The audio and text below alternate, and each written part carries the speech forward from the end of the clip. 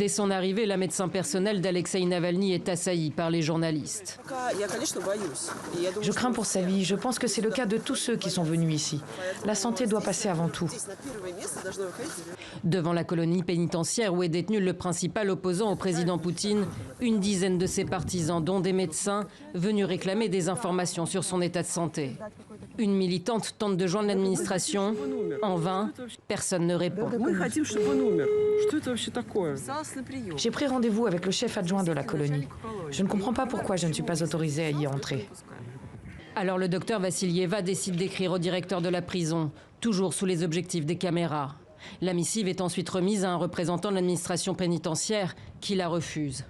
Ils disent que ce bout de papier pourrait faire pénétrer le coronavirus à l'intérieur de la prison et que si on l'envoie par la poste, il n'y a pas de risque. Peu de temps après, 3 fourgons de police arrivent pour embarquer les protestataires pour trouble à l'ordre public.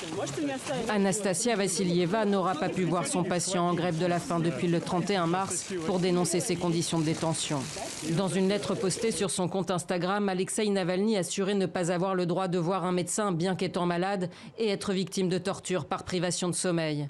En début de semaine, le militant anticorruption assurait avoir de la toux et de la fièvre et selon son avocate, il aurait perdu 13 kilos depuis son incarcération. Pour le Kremlin, Navalny est un détenu comme un autre.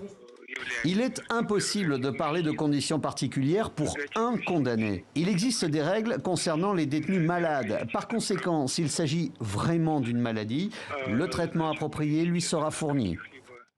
Des médias pro-Kremlin assurent que Navalny a été transféré lundi soir dans une unité médicale sans aucune confirmation officielle. Son médecin, elle, a été relâché jeudi dans la soirée.